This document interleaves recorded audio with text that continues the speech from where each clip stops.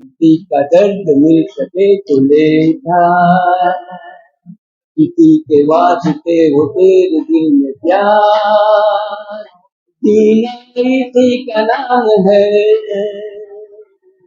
किसी की मुस्कुराहटों को भूलता, किसी का दर्द मिल सके तो ले उठा,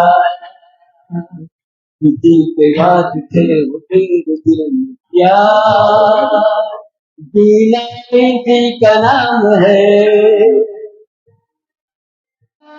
जेब से फकीर है फिर भी यार दिल के हम अमीर है, माना अपनी जेब से फकीर है फिर भी यार दिल से हम अमीर है, मुझे तुम्हारे लिए जिंदगी, ये बाहर के लिए वो जिंदगी, किसी को हो ना हो हमें तो एक बार, जीना इसी का नाम है।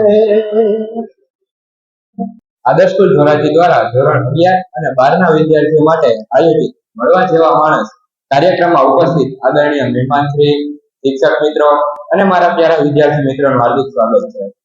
આપણે ઘણીવાર સફળતાને ઉંમર, હોદ્દો, પૈસા કે વ્યવસાય સાથે જોડીને જોઈએ છીએ, પરંતુ કેટલાક લોકો આપણને શીખવે છે કે જીવનની સાચી સફળતા એ છે કે જીવનના દરેક તબક્કે કંઈક નવું શીખતા રહેવું, સમાજને કંઈક આપતા રહેવું અને પોતાના જીવનમાં ઉત્સાહ જાળવી રાખવો।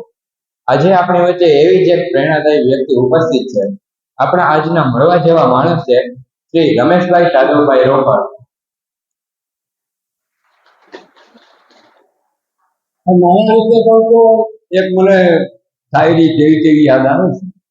પરિચય છે મંદિરમાં દેવોને મારો, પરિચય છે મંદિરમાં દેવોને મારો, મસ્જિદમાં ખુદા ઓળખે છે, નથી મારું વ્યક્તિત્વ છાનું કોઈથી, બસ તમારા પ્રતાપે મને બધા જ ઓળખે છે।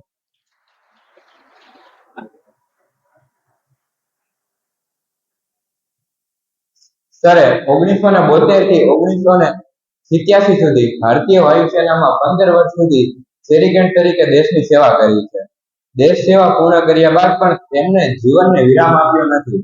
નિવૃત્તિ બાદ 2 વર્ષ સુધી તેમણે રેડીમેડ કપડાનો વ્યવસાય કર્યો અને ત્યારબાદ વર્ષ 1990 થી 2012 સુધી લાઈફ ઇન્સ્યોરન્સ કોર્પોરેશન એટલે કે LIC માં સેલ્સ એક્ઝિક્યુટિવ તરીકે પોતાનો સેવા આપી। પરંતુ તેમની જીવન યાત્રાની સૌથી સુંદર વાત કદાચ એ છે કે નિવૃત્તિ પછી પણ તેમણે પોતાને ક્યારેય નિવૃત્ત માન્યા નથી। આજે 74 વર્ષની ઉંમરે પણ તેઓ સક્રિય જીવન જીવી રહ્યા છે। છેલ્લા 10 વર્ષથી આશરે 30 કિલોમીટરના વિસ્તારમાં આવતા શ્વાનોને નિયમિત રીતે રોટલા ખવડાવવાની સેવા તેઓ નિષ્ઠાપૂર્વક કરી રહ્યા છે। સાથે સાથે ધોરાજીની શિવરંજની મ્યુઝિક ક્લબના સક્રિય સભ્ય છે। નિયમિત રીતે સવારના યોગમાં વર્ગમાં ભાગ લે છે અને દર વર્ષે દુર્ગમ પહાડી વિસ્તારોમાં ટ્રેકિંગ પણ કરે છે। તેમને ગાવાનો શોખ છે અને સૌથી પ્રેરણાદાયી વાત એ છે કે લાંબા સમય સુધી ભારતીય વાયુસેનામાં સેવા બજાવ્યા છતાં તેમણે કોઈ પ્રકારનું વ્યસન કર્યું નથી। તેઓ પોતે વ્યસન મુક્ત જીવન જીવી રહ્યા છે અને પોઝિટિવ થિંકિંગ વિશે પ્રેરણાદાયી વિચારો અને વક્તવ્યો પણ પોતે આપે છે। એક તરફ દેશ સેવા, બીજી તરફ વ્યવસાય અને કારકિર્દી, ત્યારબાદ સમાજ સેવા, પ્રેરણાદાયી પ્રત્યેની કરુણા, સંગીત, યોગ, ટ્રેકિંગ અને સતત સકારાત્મક વિચારધારા। આ જીવનયાત્રા આપણને એક જ વાત શીખવે છે કે નિવૃત્તિ નોકરીમાંથી થાય છે, જીવનમાંથી નહીં। આવા બહુમૂલ્ય અનુભવો ધરાવતા શ્રી રમેશભાઈ રોકડને મળવાનો અવસર અમારા વિદ્યાર્થીઓ માટે ખરેખર ગૌરવની વાત છે। Thank you. મળવા જેવા માણસ છું કે નહીં? ચાલો જોરદાર તાળીઓના ગડગડાટ સાથે આપણે આજના મળવા જેવા માણસ શ્રી રમેશભાઈ રોકડનું હાર્દિક સ્વાગત કરીએ। Thank you. આજ વચ્ચે વચ્ચે શાયરી આવજો, બોલું ને આપણા બે માટે। जो चट्टानों से टकराता है उसे तूफान कहते हैं और जो तूफानों से टकराता है उसे फौजी या तो विद्यार्थी कहते हैं।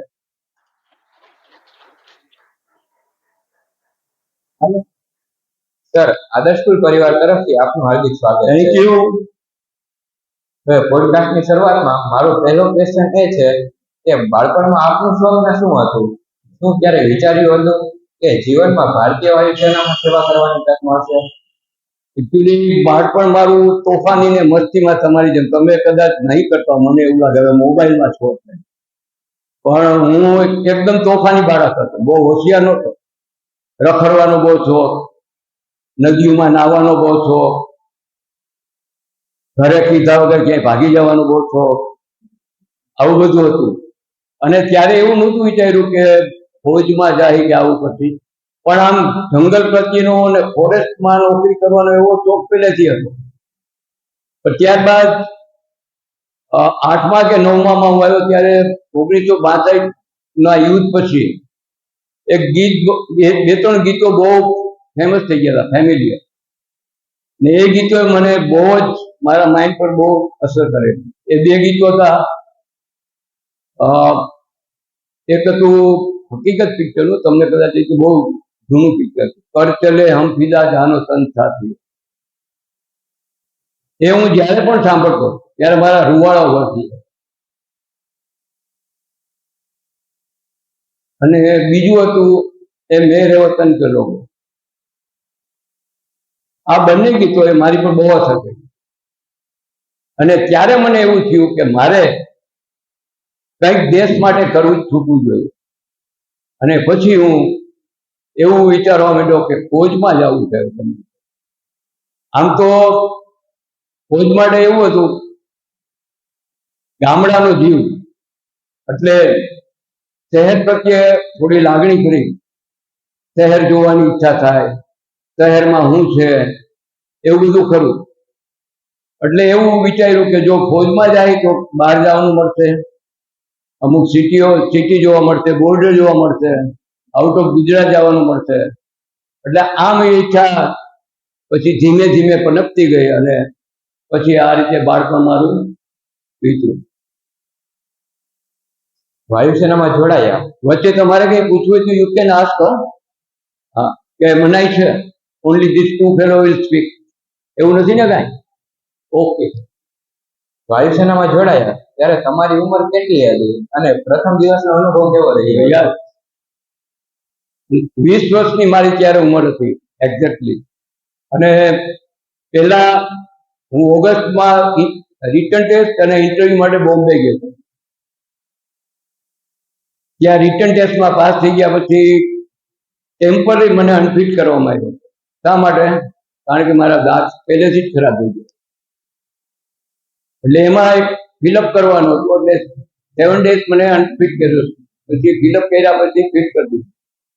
અને ડિસેમ્બરમાં મારું કોલ લેટર આવ્યો હતો કે you have to join the air force at Bangalore. 7 ડિસેમ્બરે હું મારી ઘરેથી નીકળ્યો અને 10 ડિસેમ્બરે બેંગ્લોર પહોંચ્યો. બેંગ્લોર પહોંચ્યા પછી આખું જે લાઈફનું યુ ટર્ન કહું તો ટોટલી લાઈફ બદલી ગઈ. ત્યાંનું જે કંઈ રહેણી કહેણી, રહેવાનું, ખાવા પીવાનું બધું જ થઈ.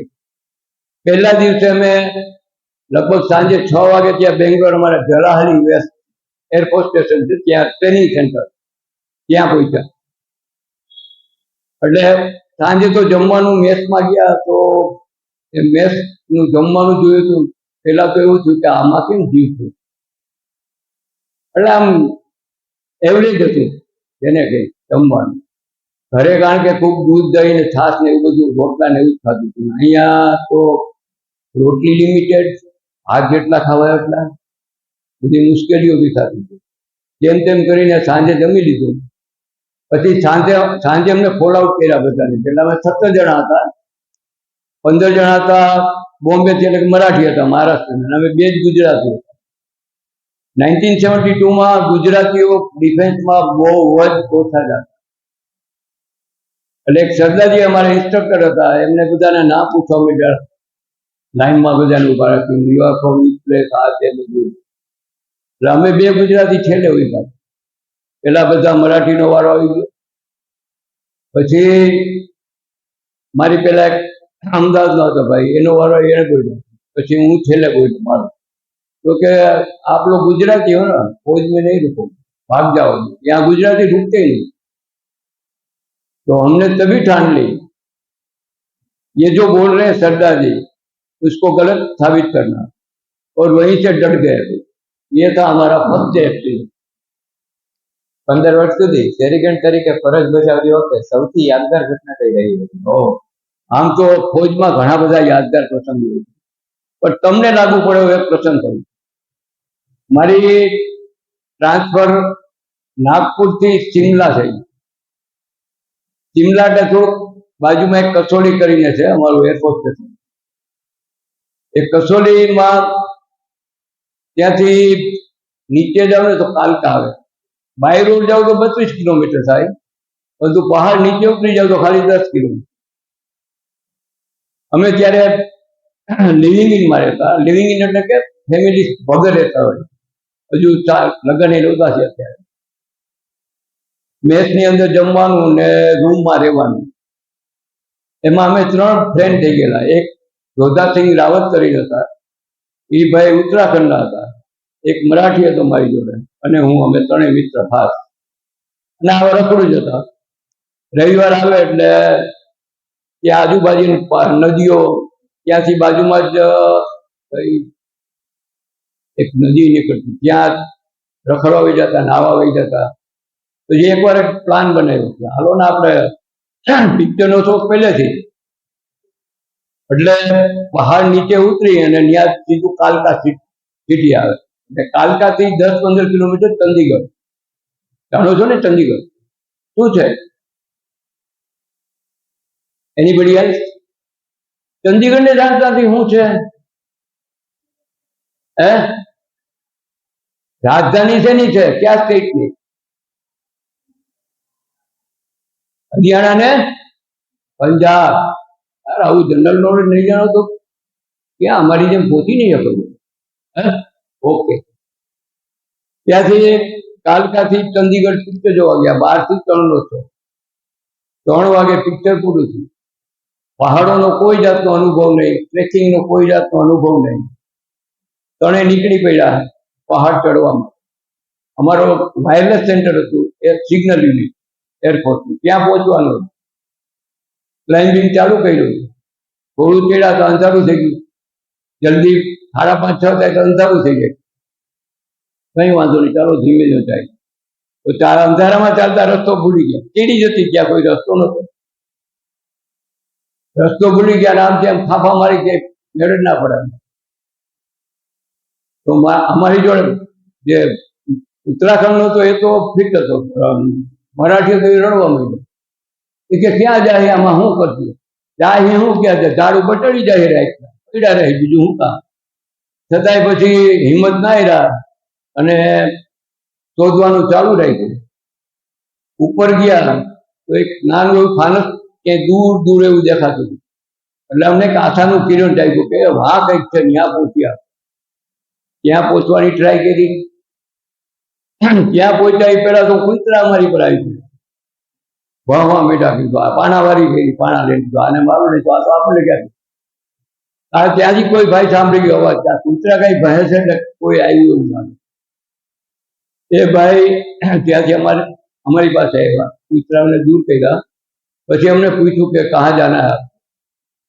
हमने बताया कि हम लोग कालका से आ रहे हैं, रास्ता भूल गए और हमें कसौली एयरपोर्ट जाना। बोला ठीक है चलो। वो उसका एक लड़का है साथ में, वो रास्ता दिखा गया थोड़ा सा, बहुत थोड़ा आगे आके बोल दिया कि इस जो छोटी वाली कंकर वाली है ना, वो छोड़ना मत रास्ता। बोला ठीक है चलो, निकल पड़े। चलने लगे। थोड़ा रास्ता कठिन था क्योंकि ऊपर चढ़ना था, एकदम स्लिप क्लाइंबिंग। आहिस्ता आहिस्ता कैसे रात और बढ़ने लगी थी। अब भूख गए मेरा काम, जोरदार भूख लगी, खिस्साમાં કાંઈ નહીં। અને ત્યારે મેં અનુભવ્યું કે ભૂખ શું ચીજ છે। એવી ભૂખ લાગીને એમ થાય કે ઝાડવાને બટકા ખાલી, કાંઈ ખાવાનું જ ના મળે। જેમ તેમ કરીને ઉપર પહોંચ્યા ને ત્યાં એક દુકાન હતી નાની એવી અનાજ કિરાણાની। તો ત્યાં પેલા પીપરમેન્ટ પેલા આવતી, એનું એક બરણીમાં ભરેટ રાખ્યું। એને પૂછ્યું તું મૂકી જાય પછી પૈસા લે, 3 people મળે તો એટલા થાય. એટલે યુનિટમાં પૈસા પછી એવું થયું કે એક બે બીજા અનુભવી હતા અમારાથી વધારે, એમને કીધું કે ક્યાં આટલો ટાઈમ સુધી ક્યાં હતા, શું થયું? તમે એને આથી અમારી આ સ્ટોરી બતાવી આવું થયું. તો એમણે એ કીધું કે જ્યારે પણ જંગલમાં કે ટ્રેકિંગમાં જાઓ ત્યારે 2-3 વસ્તુ સાથે રાખો. એક લાઇટર ટમાચીસ, એક દોરી અને એક ચપ્પુ, અને થોડુંક કંઈક ખાવા પીવાનું હળવું જે લઈએ તો કેરી કરીએ. આ કોઈ દિવસ ભૂલવાનું નહીં. આ તો અમારો અનુભવ. આવા ઘણા બધા અનુભવ છે, પણ it will take lot of time, તો we will cutting. Okay. Army air force જેવી સંસ્થામાં ડિસિપ્લિનનું કેટલું મહત્વ છે?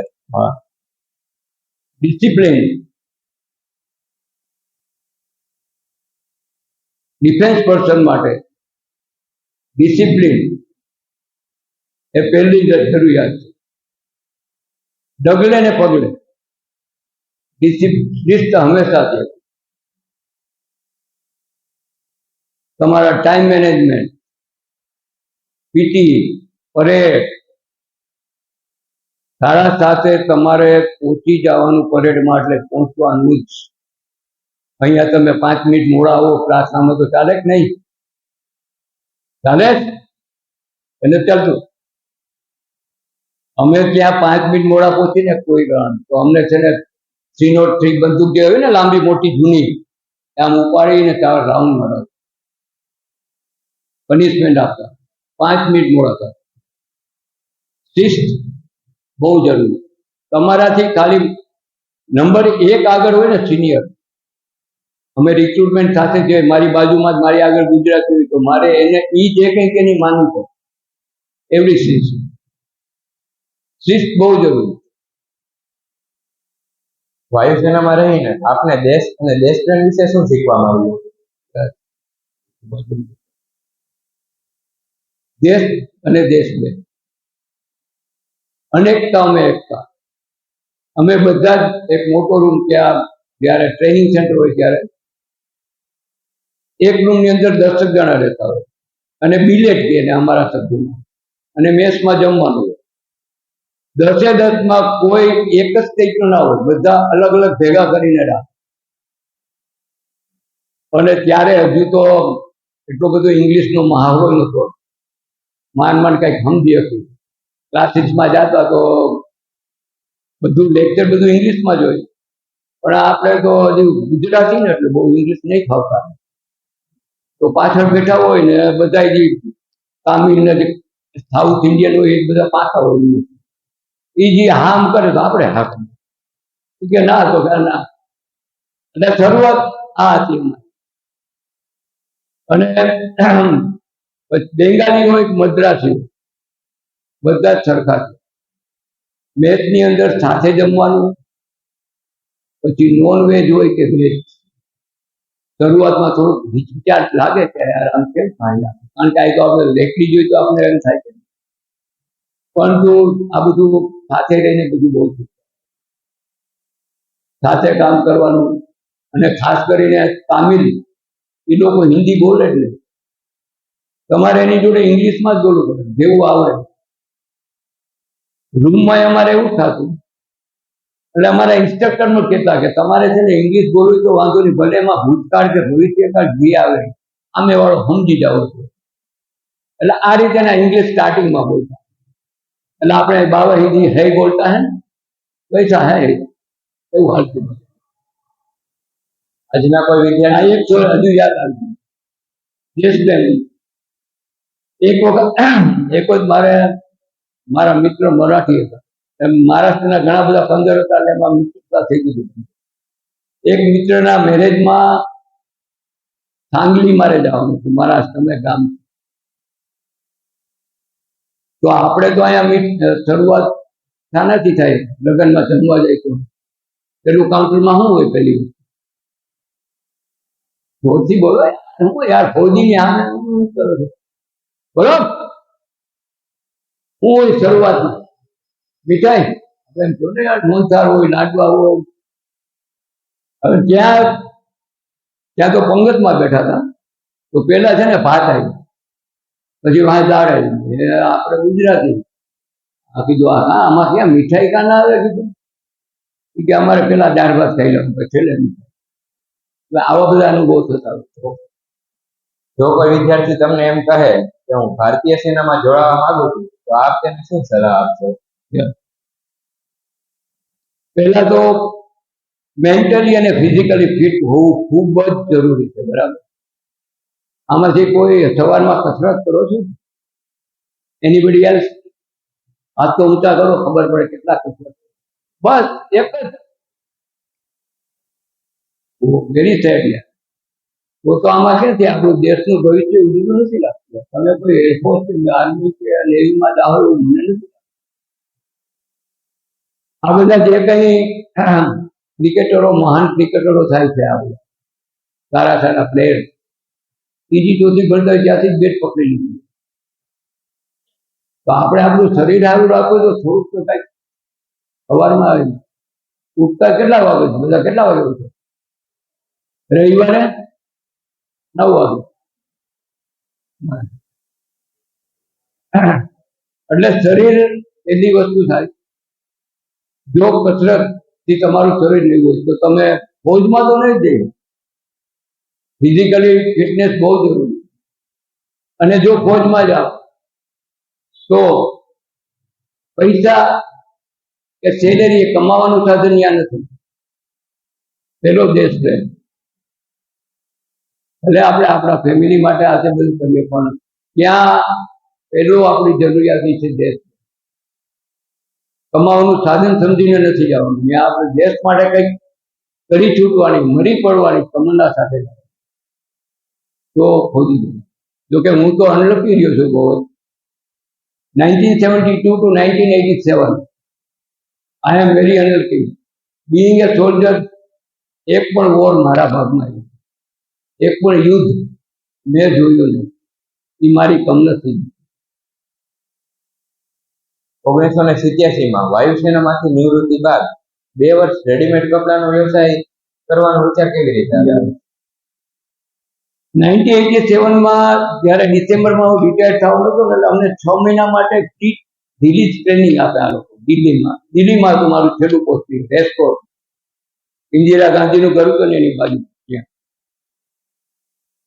તો રિલીઝ કોર્સમાં કાંઈ કરવા ના હોય. 6 મહિના સિનિયર એમ છૂટો મૂકી દે ને, હું છૂટો મૂકી દઉં, જાઓ ક્યાં જાવું, મજા. કારણ કે 14.5 વર્ષ તો સારી નોકરી કરી એમ ત્યારે વાંધો. એટલે ફરતા ફરતા એકવાર દિલ્હીથી યમુના નદીને પહેલે પાર એક અશોકનગર કરીને નાનું બહુ મોટું સરસ ઇન્ડસ્ટ્રીયલ એરિયા, અને ત્યાં આખો રેડીમેડ કપડાં બનાવવાનો આખો એરિયા છે. એટલે અમે રખડતા 2-3 જણા ત્યાં અશોકનગરમાં પહોંચી, અને ત્યાં કપડાં જે બધા રેડીમેડ જોયા, એના ભાવ જોયા, તો એમ થયું આટલું બધું સસ્તું હોય છે. જે આપણે ત્યાં 300 મળે અહીંયા 30 રૂપિયા મળે. અને ત્યાંથી એમ થયું કે આપણે આ કાંઈ કરવું ને. અને અમે જનરલી એવું હોય છે કે જે બિઝનેસ કરતો હોય ને એને નોકરી ગમે, અને જે નોકરી કરતો હોય ને એમ થાય હવે બિઝનેસ કરે. કાર્તિકભાઈ બરાબર છે ને? એટલે આવી ઈચ્છા છે કે હવે નોકરી તો 15 વર્ષ કે હવે ચલો હો જાય કુછ બિઝનેસ હો જાય, ભલે અંબાણી સુધી ના પહોંચી તો કાંઈક કરીએ, એવી ઈચ્છા મનમાંથી થાય. અને રેડીમેડનું ત્યાંથી મળી ગયું છે. એટલે રિટાયર થયા પછી કીધું હાલો બિઝનેસ કર્યું, રેડીમેડનો ધંધો ચાલુ કર્યો.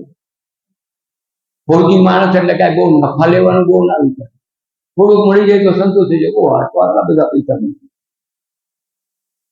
ભાવ રિઝનેબલ, બધા જે કાંઈ રેડીમેડ કપડાં વેચવાનું.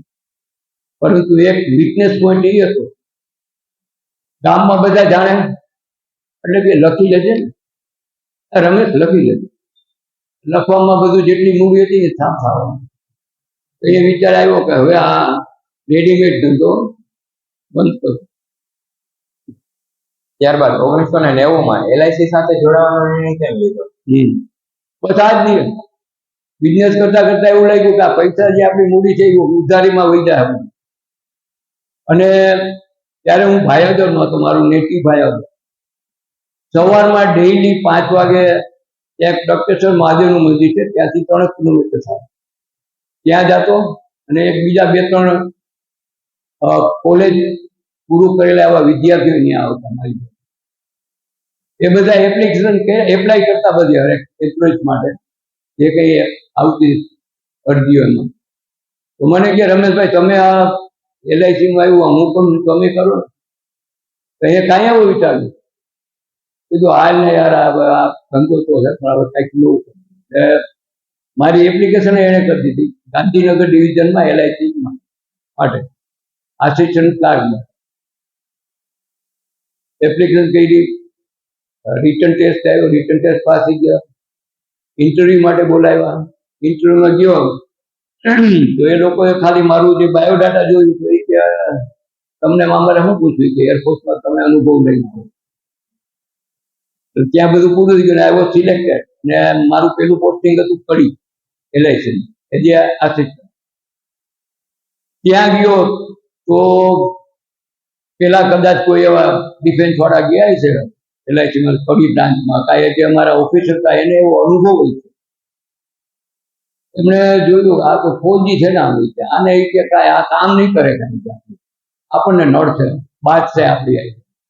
એટલે મને ડિસ્પેચમાં મૂકી દીધું. ખાલી ઓલી ટપાલો આવે ને જાય ને એમાં ખાલી એને કાંઈ કામ નથી. અને ડિસ્પેચમાં બેહાડ્યું. ડિસ્પેચનું કામ ખાલી ટપાલ આવે તો કલાકનું કામ આવે. 1 કલાકમાં કામ પૂરું કરી અને હું એકાઉન્ટ્સમાં બેસી જતો કામ કરવા માટે વધારે.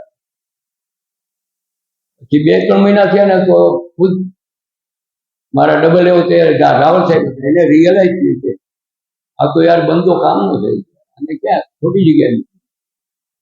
અને પછી મને ક્લેમ્સ ડિપાર્ટમેન્ટ ક્લેમ્સમાં 2 જણાની કામની જગ્યાએ હું એકલો કામ કરું. કામ પ્રત્યેની નિષ્ઠા અને ડેડિકેશન હોવું બહુ જરૂરી. જો તમારે સફળ થવું હોય તો એક વખત સુનિલ ગાવસ્કરને કોઈ જર્નલિસ્ટ મળ્યો. He has asked, what is your success? How you got success? He has told, I have 3 dimensions, 3D, discipline, dedication and devotion. આ 3 વસ્તુ હશે ને you will never fail in your life. લખી લેજો. આપની રોજિંદી જીવનશૈલી કેવી છે અત્યારની? હા. ઓકે, મજા જ આવી ગઈ. સવારે 4 વાગે ઉઠવાનું ડેઈલી. 4 વાગે ઉઠી પહેલા ઉઠીને તરત જ બ્રશ નહીં કરવાનું. કીપ ઇન માઇન્ડ તમે પણ ના કરતા. તંદુરસ્તી માટે બહુ જ સારું છે. વાસી જે થૂક જે મોઢામાં લાળ હોય છે ને એ તમે પાણી સાથે પી જાઓ ને your stomach will be always over. કોઈ દિવસ તમને પેટની તકલીફ કોઈ નહીં થાય. એ મારી ગેરંટી. મારી લાઈફમાં આઈ એમ એટ 74. મને કોઈ દિવસ હજુ સુધી પેટમાં નથી દીધું. મને માથું નથી દીધું. મને તાવ નથી આવ્યો. કદાચ આવ્યું હોય તો મને યાદ નથી કે આવ્યું. સવારમાં ઉઠતા રાતે મોટો એક મારી જોડે તાંબાનો ખર્ચો છે એ ભરી રાખું. 4 ગ્લાસ લગભગ એમાં આવે. ભરી રાતે અને સવારે 4 વાગે ઉઠી પાણી ગરમ થોડુંક વામ વોટર જેને કહેવાય બહુ ગરમ નહીં પીવાય એ. અને સાથે હું જો આ લેવાની બહુ જરૂર નથી તમારે આફ્ટર 6 થી આ લઈએ તો સારું. 2 કળી લસણની લઉં છું, આદુ થોડુંક લઉં છું અને 1 લીંબુ. આ 3 વસ્તુને મિક્સ કરી 4 ગ્લાસ પાણીમાં ગરમ કરી નાખી અને સવારમાં 4 ગ્લાસ પહેલા પી અને તરત જ I have to go for what's that. પહેલી વસ્તુ જો શરીર તંદુરસ્ત રાખવું હોય ને તો પેટ સાફ હોવું બહુ જ જરૂરી. તમે કાંઈ ના કરો તો કાંઈ નહીં, કસરત છે. 6 વાગે દી ઉગે પહેલા તમારે ઉઠી જવાનું ને પેટ સાફ થઈ જાય એટલે તમે રાજા છો. આ બહુ જરૂરી છે લાઈફ. કોઈ દિવસ તમને રોગ નહીં થાય. એ ઉઠી ડેઈલી રૂટીન બધું પૂરું કરી અને પછી અઠવાડિયામાં 2 વખત સરસોના તેલથી અથવા કાળા તલના તેલથી હું આખા શરીરે મારો બોડી મસાજ કરું, મારી હાથે મસાજ કર્યા પછી થોડીક લાઇટ એક્સરસાઇઝ કરું છું ઘરે. એ બધું પૂરું કર્યા પછી સવારે 5 ને 10 ઘરેથી નીકળું, બગીચામાં 5:15 પહોંચું. 5:15 પહોંચી અને પહેલા હાથની અંદર ઉઘાડા પગે ચાલુ, 10-15 મિનિટ એ ચાલુ, પછી થોડી હળવી કસરત કરું અને થોડુંક રનિંગ કરું. આ 6 વાગી જાય. 6 વાગે મારા બધા જ યોગનના મિત્રો બધા આવી જાય. 6 વાગે 6 થી 7 1 કલાક અમારું યોગા સેશન હોય. પહેલા સૂક્ષ્મ ક્રિયાઓ હોય, વોર્મઅપ બોડી કરવા માટે, પછી આસન આવે બધા, આસન પછી પ્રાણાયામ આવે અને પછી રિલેક્સ.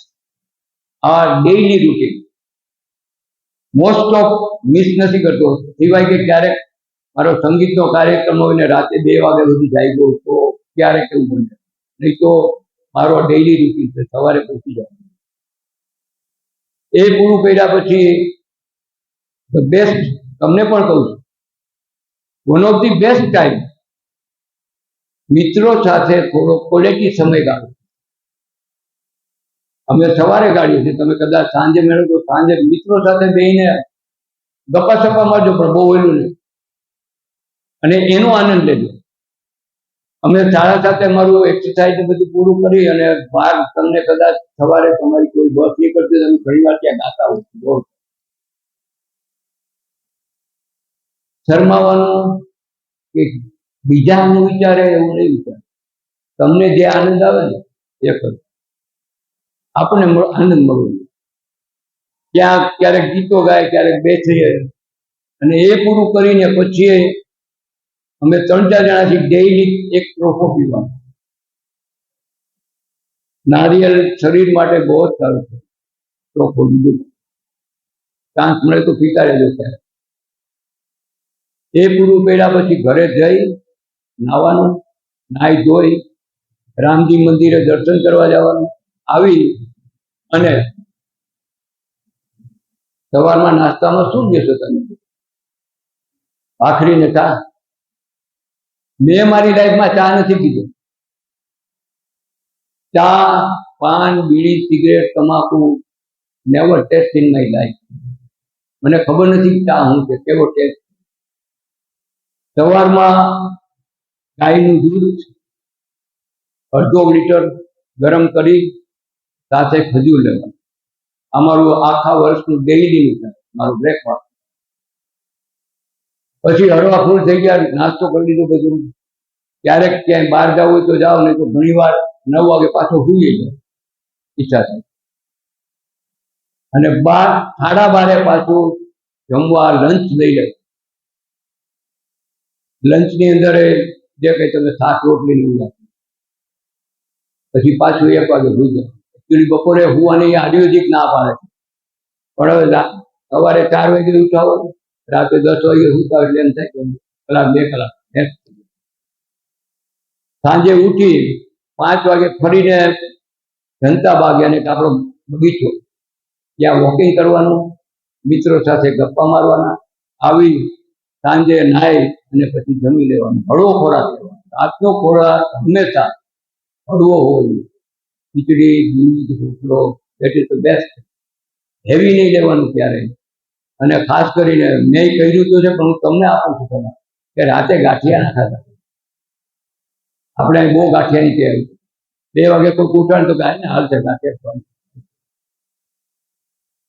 શરીરને છે ને એકદમ નિયમિત રાખશો ને, ટાઈમે ટાઈમે જે કંઈ તમે આપશો ને, કે ભાઈ 10 વાગે રોજ સુઈ જવાનું, 4 વાગે ઉઠી જવાનું, 7 વાગે નાસ્તો કરવાનો, 12:30 જમવાનું, સાંજે 7:30 જમવાનું.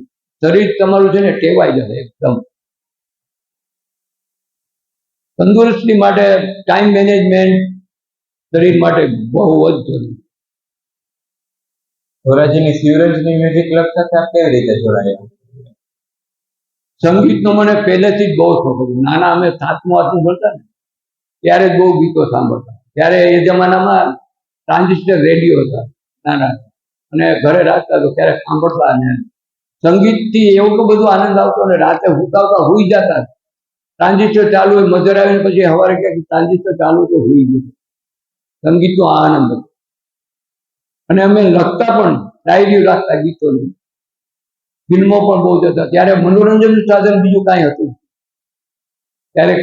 એટલે મારા ફાધરને એવું કહેવાનું હતું કે સાતમ આઠમમાં આપણે અહીંયા જુગાર રમીએ ને, મારા ફાધર કહેતા કે તમે જુગાર રમવું, હજુ 2-5 રૂપિયા 10 રૂપિયા, એ જમાનામાં બહુ મોટું.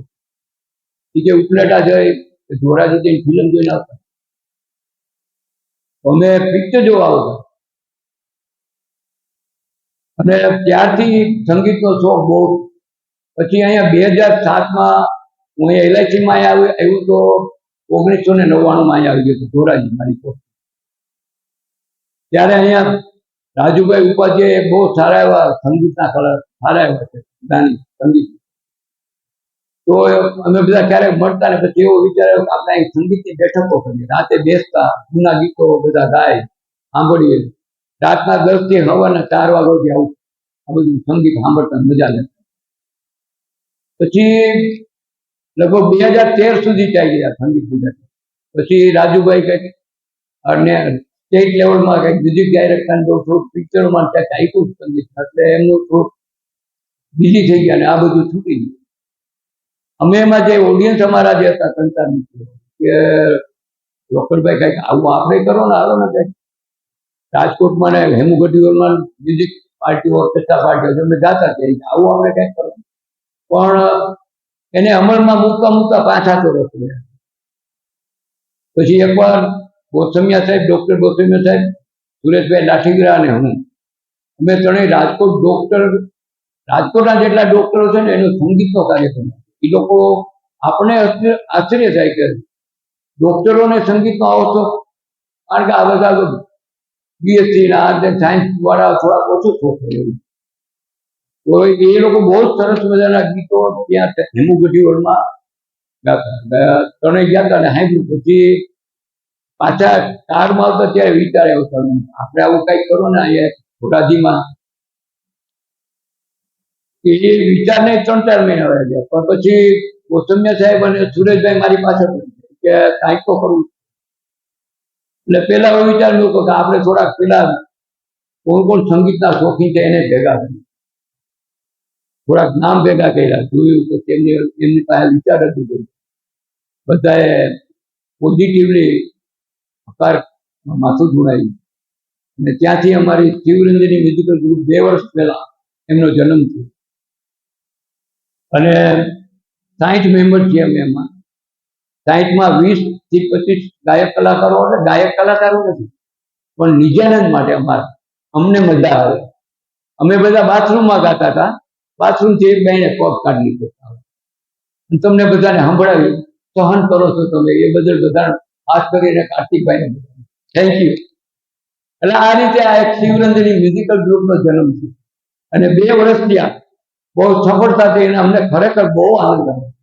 દર મહિને અમારો સંગીત કાર્યક્રમ. અને હું તો તમને બધાને કહું છું, ભણવું એ બરાબર છે, પણ કંઈક શોખ, કંઈક એટલે મારું તો એવું કે સંગીત અથવા ઇન્સ્ટ્રુમેન્ટ કોઈ પણ જાતના એકાદ તમને આવડતું હોય. પછી ભલે ને ખાલી મંજીર આવે તો હવે મંજીર ઇન્સ્ટ્રુમેન્ટ. આ બધા બીજા બધા જે છે ગિટાર શીખો છો, કીબોર્ડ, આ બહુ ચાલે. એક તમને આવડતું છે ને તો તમે જ્યારે પણ ટેન્સમાં હશો ને, ક્યાંય તમને તકલીફ હોય છે માનસિક રીતે, પેલા હશો તમે લઈને બેસી જાઓ ને, એવરીથિંગ વિલ બી ગોન. બહુ મજા આવે, રિફ્રેશ થઈ જાઓ. એટલે સંગીત અથવા મ્યુઝિક ઇન્સ્ટ્રુમેન્ટમાં ક્યાંક તો રસ લેજો, બહુ મજા આવે. જીવન જીવવાનું છેલ્લે સુધી. સર, ભારતીય વાયુસેનામાં 15 વર્ષ સેવા દરમિયાન ત્યારબાદ પણ આપણે એક પણ પ્રકારનું વ્યસન કર્યું નથી. આ માટે આપની પોતાની કોઈ ખાસ વિચારધારા કે સિદ્ધાંત ખરો? આજના યુવાનોમાં વ્યસન તરફ જવાની શરૂઆત ઘણીવાર મિત્રો કે આસપાસના વાતાવરણથી થાય છે. તો વિદ્યાર્થીઓ એવી પરિસ્થિતિમાં શું કરવું? કોઈ મિત્ર વ્યસન કરવા માટે દબાણ કરે તો તેને કેવી રીતે ના કરવું? મારા અનુભવ છે. પહેલા તો મને કોઈ વ્યસન નથી ને એની પાછળ સિંહ ફાળો મારા મધરનો હતો. મારા ફાધર છે ને બહુ ચા અને બીડી પીતા એ જમાનામાં બધા, એટલે એમણે એમ વિચાર્યું કે મારા બંને દીકરાઓને ચા ને અડવા જ નથી દેવું. અમારી ઘરે ભેંસ હતી, પટેલ છે એટલે આવું બધું ભેંસ હતું. અને લગભગ હું નાનો હતો, મને એટલું યાદ નથી આવતું, પણ ભેંસનું દૂધ પેલા પીતો, અને દૂધ પીતો એટલે થોડું ગરમ લાગ્યું એટલે ડોક્ટરે કીધું કે આને દહીં આપો. ડેઈલી મારા મધર રાતે રોટલો બનાવ્યો બાજરાનો, સવારે એ ચોરીને એને ભૂકો કરીને રાખે, અને દહીં ને રોટલો મેં લગભગ 15 વર્ષ સુધી કન્ટિન્યુ.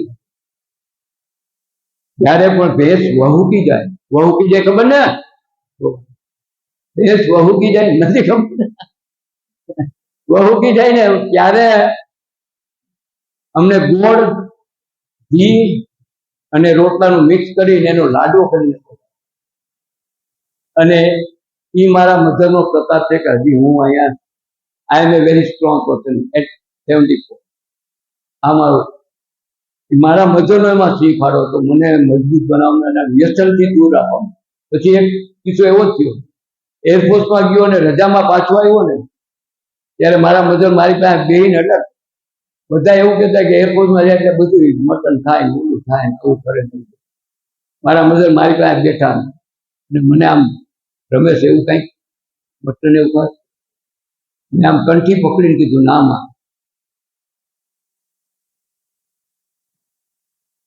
એવું કાંઈ ખાતું નથી, અને બેથી કરી. એટલે ત્યારથી મેં કોઈ દિવસ, ત્યારથી નહીં પણ મેં ક્યારેક ક્યાંય આવી ગયો. ઇવન મેચમાં મેં સામે જમતો હોય, નોનવેજ જમતો હોય, હું વેજીટેરિયન બેન જમતો હોય, પણ ડઝન્ટ ઇફેક્ટ થઈ. અને કોઈ દિવસ મારા મિત્રો ઘણા એવા હતા જે ડ્રિંક્સ લેતા, સિગરેટ પીતા, હું એમની જોડે બે હતો, પણ મેં ક્યારેય કર્યું નથી. અને ખાસ તો બાકી તો કોઈ નથી ખાતા ને, નાનું મુનાઈ ખાતા રહ્યો, બહુ નુકસાન થાય. હું ઘણી વાર ટ્રેકિંગમાં જાઉં છું ને, તમારે જેવા જુવાનિયા મારી જોડે, અને એ જુવાનિયા છે ને જ્યારે સ્ટીપ ક્લાઇમ્બિંગ આવે ને, આમ ચડવાનું, હાકી ખાતા હોય ને હાથી જાય, હાથી બહુ જ નુકસાનકારક. અને એક રમૂજી દાખલો કહું, તમારા જેવા 9મા 10માના વિદ્યાર્થી ગણ હું એકવાર ગિરનાર ચડવા ગયો, એટલે અમે આમ થોડા ઝડપથી જતા હતા, તો પાછળ એક જુવાની છે રહી ગયા, એટલે કોલેજ સ્ટુડન્ટ જેવા રહી ગયા, એટલે અમે ભાઈ જતા હું તમારા જેવા વિદ્યાર્થી જોડે, તો પેલા કોમેન્ટ થઈ હતી કોલેજના વિદ્યાર્થીઓ કે મશીન તો કે જૂનું છે પણ સારું ભાગે છે બહુ. એટલે કહેવાનો મતલબ એ છે કે જો તમારામાં કોઈ જાતના વ્યસન નહીં ને, બહુ સરસ જિંદગી તમારે. સૌથી શું છે, પહેલું સુખ કે જાતે નથી. આપણી શરીર તંદુરસ્ત છે ને તો આપણે બધું કરીએ, શરીર તંદુરસ્ત નહીં હોય તો કોઈ કામ નહીં. એટલે તંદુરસ્તી, health is wealth, keep in mind. Sir, તમે કહ્યું કે આપને સંગીતનો બહુ શોખ છે, તો તમને કોઈ દેશભક્તિ વિશેનો કોઈ પ્રિય સોંગ તમારા વિદ્યાર્થીઓને સંભળાવી શકો? ઓ યસ, વાય નોટ, ચલો હો જાય. હમણાં જ અમારે એક દેશભક્તિનો સંગીતનો કાર્યક્રમ હતો, અને મને એક ગીત આપવામાં આવ્યું, હર કરમ અપના કરેંગે એ વતન તેરે લીએ દિલ દિયા હૈ જાબી. બધા જોઈ રહ્યા હો, એ વતન તેરે લીએ દિલ દિયા હૈ જાબી દેંગે એ વતન તેરે. આ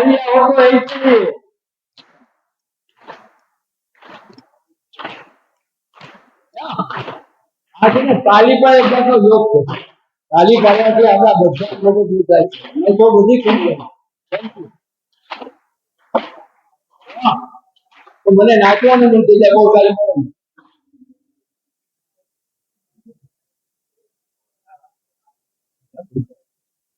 હાલો આગળ.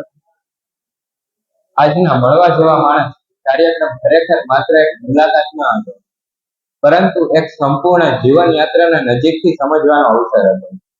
શ્રી રમેશભાઈ રોકડ સાહેબે આજે આપણને પોતાની જીવન યાત્રા અનેક પડાવોમાંથી પસાર કરાવ્યા. ભારતીય વાયુસેનામાં 15 વર્ષની દેશ સેવા, ત્યારબાદ વ્યવસાય અને LICમાં કારકિર્દી, અને નિવૃત્તિ પછી પણ સતત સક્રિય રહેવાની તેમની જીવનશૈલી. પરંતુ સૌથી વધુ પ્રેરણા આપતી વાત એ છે કે 74 વર્ષની ઉંમરે પણ તેઓ જીવનને સંપૂર્ણ ઉત્સાહથી જીવી રહ્યા છે. પ્રાણીઓની સેવા, સંગીત સેવા, યોગ, ટ્રેકિંગ, લેખન અને પોઝિટિવ થિંકિંગ, આ બધું આપણને એક જ વાત શીખવે છે કે ઉંમર વધે છે, પરંતુ જીવન જીવવાનો ઉત્સાહ ક્યારેય બંધ થવો જોઈએ નહીં. આજે તેમના જીવનમાંથી અમને એ પણ શીખવા મળ્યું કે દેશની સેવા કરવી હોય, સમાજ સેવા કરવી હોય કે પોતાના સ્વાસ્થ્ય અને મનને સ્વસ્થ રાખવું હોય, દરેક કાર્ય માટે નિષ્ઠા, શિસ્ત અને સકારાત્મક વિચારધારા જરૂરી છે. રમેશભાઈ, આપના જીવનમાં અમૂલ્ય અનુભવો અને વિચારો અમારા વિદ્યાર્થીઓ સાથે વહેંચવા બદલ આદર્શ સ્કૂલ પરિવાર આપનો હૃદયપૂર્વક આભાર માને છે. વેરી શોર્ટ યાર, I got lot of things to speak. Okay.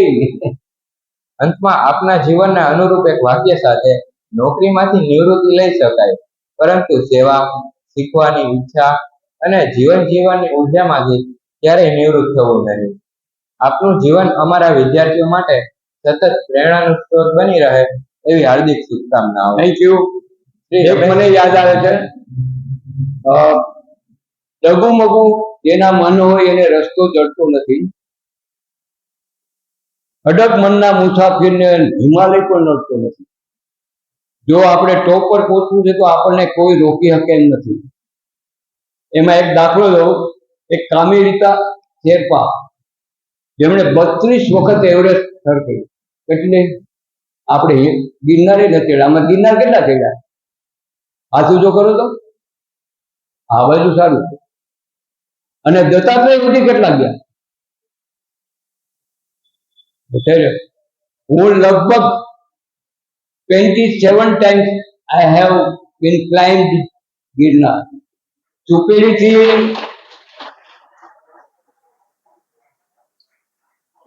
સુપેરીથી ચાલીને ધજા લઈને જતો, રાતે 9 વાગે નીકળતા નથી, 40-50 જણા, અને સવારે 7 વાગે આરતીમાં ત્યાં ધજા અંબાજી પોતાની ચાલીને ટોટલી અહીંથી ચાલીને જવાનું, પછી ક્લાઇમ્બ કરવાનું. એવું લગભગ મેં કન્ટિન્યુઅસ 23 years કર્યું. પછી 2-4 વર્ષ વચ્ચે બ્રેક કર્યો, પછી પાછું કર્યું. લગભગ ઓલમોસ્ટ 27 times.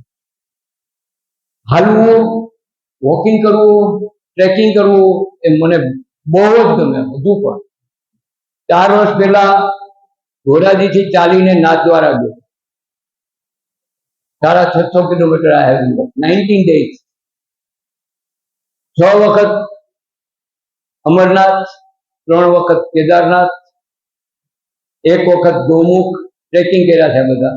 અને હમણાં 1.5 મહિના પહેલા ટફેસ્ટ ટ્રેકિંગ રુદ્રનાથ પંચ કેદારમાંનું, જે મારી લાઈફનું ગૌમુખ ને ઘણા બધા હતા, પણ આ બહુ ટફ હતું. અમે હમણાં ગયા, અમને પણ કેવડાવ્યું ના ભાઈ ટફ. લગભગ શરૂઆતના 8 કિલોમીટર એકદમ ક્લાઇમ્બિંગ હતું સીધું જ, અને 8 કિલોમીટર અમને ચડતા 10 કલાક થઈ ગઈ. પણ જાજો બહુ જરૂરી છે ટ્રેકિંગ લાઈફ. જવું છે ઓછમ ડુંગરે તો આપણે કાલે નીકળીએ. હજુ હું ગઈકાલે જઈને આવ્યો, બહુ મસ્ત છે અત્યારે, લીલુંછમ ચારે બાજુ ચાદર પાસે, પ્યોર ઓક્સિજન, તમારે આનંદ ઉર્જા આવી જાય. હાલો ક્યારે ગોઠવીએ પ્રોગ્રામ કોઈ સાથે, હું પણ આવી છું, મને બહુ મજા આવે તમારી સાથે રહેવાની. અને છેલ્લે ગિલ ગેટ્સે બહુ સરસ મજાનું કીધું હતું, if you Born as a poor, if you born as a poor, it is not your mistake. But if you die as a poor, that is your mistake.